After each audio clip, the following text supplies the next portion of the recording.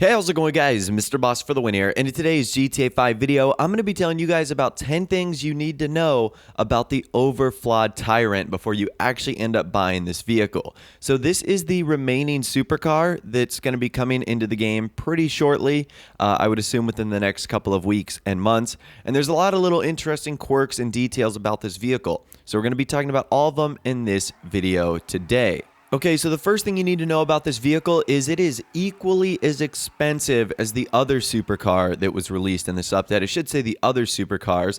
Its price is $2,515,000, which when everything is all said and done with all the vehicles released, it's going to be like the third or fourth most expensive supercar of all time. So that is very, very expensive. So the Tesseract was $2,825,000. This one's only $300,000 cheaper. So you're going to have to spend a lot of money on this car if you really want it. Now, in case you're curious what this vehicle is based off of in real life, it's actually based off of the Apollo Aero. So this is a really cool supercar from a brand that isn't necessarily as well known as something like Lamborghini or Ferrari, but it's a really, really cool car. So that's the Apollo Aero, the Overflod Tyrant, for $2,515,000. Now, let's get on to some of the weird quirks about this car that you can do customization-wise. The first thing that I found to be pretty interesting was the paint job you could put on this. So the primary color is going to have an impact on basically the entirety of the car. So the outside, the mirrors, everything on this vehicle. You'll notice there's not a lot you can change. And if you also keep the stock spoiler on there, it's also going to change the color of those outside fins, which is kind of cool. Now, the secondary color does do some pretty interesting things. Like the Tesseract, the coils and the suspension, the springs are actually visible in this car. So the secondary color will actually show you changing that, which is kind of awesome. Now, another thing it changes is the stitching on the inside of the car. So on the steering wheel and the seats, your secondary color is going to affect the stitching on the inside. But that's it. There's no really other secondary options you can put on the outside of this car. There's only primary or carbon. So you really don't have to worry about anything other than that. Now, the next thing that's interesting is the rims. So even though these rims are chromatic Z, they have a very interesting color scheme. So not only is the rim changed colors, but sort of like the inside of the wheel is a different color too. So even though this isn't necessarily a unique stock rim, for whatever reason, the one Rockstar has provided has a different color design than the one you could get if you just grabbed it off of the high-end Chromatic Z. So I would definitely recommend keeping this very unique stock rim, and then of course changing it with the iFruit app, which we're going to be able to do a little bit later on in the video as well. So you can kind of see the difference right there, and when I go back and forth, you really can see the difference between Rockstar's and the stock one.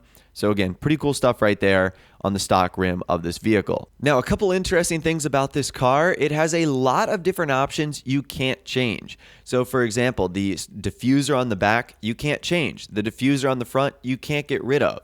There's also a lot of carbon fiber on this car built into both the diffusers, the big spoiler on the back. So lots of carbon fiber on this car that you can't really get rid of. The one thing that bothers me so much is the roof. You actually can't change the color of the roof, or you can't make it carbon fiber. So there's so many carbon fiber options you can do, like for the hood, for the skirts of this car. The front and the back are basically all carbon fiber, but that roof always remains black, which looks so awkward if you do any of the other customization options. So I'm not sure why Rockstar didn't give us this option to at least change the roof a little bit. Again, that's one of the more disappointing design flaws I feel like happened with this vehicle, even though overall I feel like it looks really, really cool. All right, so now that we got this bad boy outside of the LSC, let's take a look at those stock rims, and you can see when I do change the colors, you can see just how significant the difference is over having just Chromatic Z. I mean, this color really fills up the entirety of the rim, which ends up looking really cool. So you're going to want to keep the stock rims on this car instead of going to Chromatic Z to change the color. Yes, it's a little bit more work, but you ultimately, in my opinion, get a much cooler design when changing the color on this wheel. Now, one thing I thought was pretty unique about this car, even though you won't be able to do this in online, you can do this with GTA 5 single player trainers. You can actually remove like the wing of the spoiler, even though those little fins on the back will stay there. And I actually think that's kind of a cool looking design. Now, I'm not sure how aerodynamic or efficient that would be, but I think that looks kind of cool. It's like little sharp antennas or shark fins on the back. It looks really cool. Again, you're not going to be able to do that on online, but I thought that was unique. The next thing that's really cool about this car are the doors. You've got the gull wing doors, absolutely beautiful, just like you see on the Sterling GT. You can also open up the trunk. There's nothing in there. The engine's obviously in the back, and you can't open that. So that's the door situation.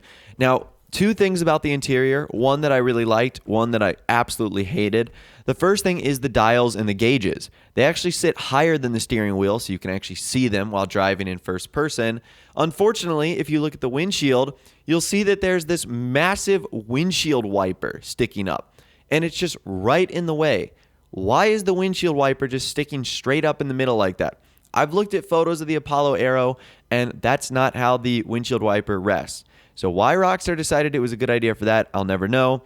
And sort of a third thing is the way the car looks, like visibility-wise, like half of your screen is going to be looking at the roof of the interior of this car, at least if you do it in first person.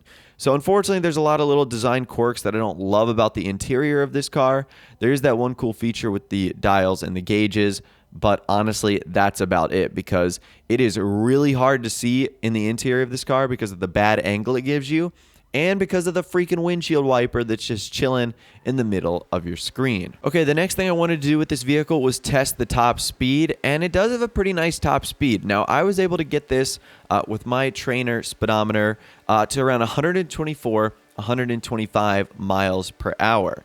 So again, I think this is going to be a pretty fast car.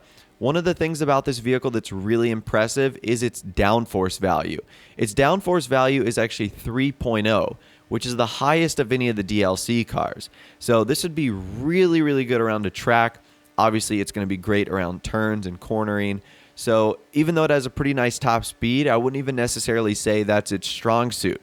Unfortunately, when I'm still recording this video, all the new vehicles have like that handling flag on them that makes them really, really weak, slows them down a little bit. So unfortunately, I'm not sure how this really has an impact on this vehicle, but just know its top speed was around 125, 124 miles per hour. All right, the next thing I really liked about the Overflod Tyrant are the headlights. So number one, the headlights are in a really cool shape, at least the low beams. They're almost like a backwards Nike check, which kind of looks pretty cool. And then the high beams are awesome. They're kind of like this eye shape that goes underneath. And when you do that, the high beams almost turn into an eye, and the low beams almost turn into like an angry looking eyebrow. And if you look at it from a distance, it looks like the Apollo Aero or the Overflod Tyrant just has this angry look to it. And it's really cool in my opinion. So I'm a big fan of that. The high beam combination with the low beam looks really, really awesome. So I love the fact that that's the case on this vehicle. Some of the high beam options are obnoxious or too bright. This one, in my opinion, is perfect. Another thing about this vehicle that's kind of unique are the mirrors. So even though you couldn't change them, I've never seen mirrors like this on another vehicle. It's almost like the glass is free flowing and hanging off the side of the car, which is kind of cool. Kind of adds to the modern design and aesthetic of this vehicle. Again, something you can't really change, but I did think it was something I wanted to point out. And the final thing I wanted to talk to you guys about this vehicle is kind of awkward. I think Rockstar really screwed up with the Overflod Tyrant because it is massive. I mean, this is a big boy car. So I don't know why Rockstar decided to do this, because the Apollo Aero in real life is not a big vehicle. But take a look at these two photos right here. This first one is a side-by-side comparison of the Entity XXR and the Apollo. And you can see here that it is really, really big, like overly big. It's almost like Rockstar pushed the supersize me button when they were making the Tyrant, because it's bigger than almost any of the other vehicles in the game. And the next photo I'm going to show you is actually a comparison of some of the other biggest vehicles we have in the game. So you can see here we've got the Wagner, we've got the X80 Proto, the third to the right is the new Apollo Aero, and then the one after that is the Entity XXR. I think that's actually the Cheval Taipan. And you can see that it is not only way wider than these vehicles, it's longer too. Like, what the heck is going on here, especially when you compare it to the Wagner? Like, this is insane how much they supersized this car. So if this thing was in the real world, it wouldn't even be street legal how big it is. So this is something that might actually bother a lot of people the fact that it is like way bigger than it's supposed to be. And this is something that Rockstar cannot fix. Like, they would have to make a new DLC in order to fix this. So do not expect them to update this via tunables or background scripts, because that's not going to happen. The only way Rockstar could fix something like this is to make a new DLC in the game, and I don't even know how they could do that. They'd have to like basically shrink this car by like 25% or something like that. So that's pretty interesting. Another design quirk, or I guess flaw you could say, of the new Overflod Tyrant. But anyways, that's all the information that I've got for you guys in this video today. And that right there is 10 things you need to know before buying the upcoming brand new supercar in Grand Theft Auto Online, the Overflod Tyrant. Let me know what your opinion is on this video in the comments down below. Are you going to be buying it day one? Or are you going to be staying away from it? I'd love to hear from you guys down there. If you did go on to enjoy this video, though, a like rating would, of course, be awesome. And also subscribe to my YouTube channel if you are new. You like daily GTA 5 videos like this. With all the way, guys, like I said, thanks so much for watching. Take care, and I'll see you guys in the next video.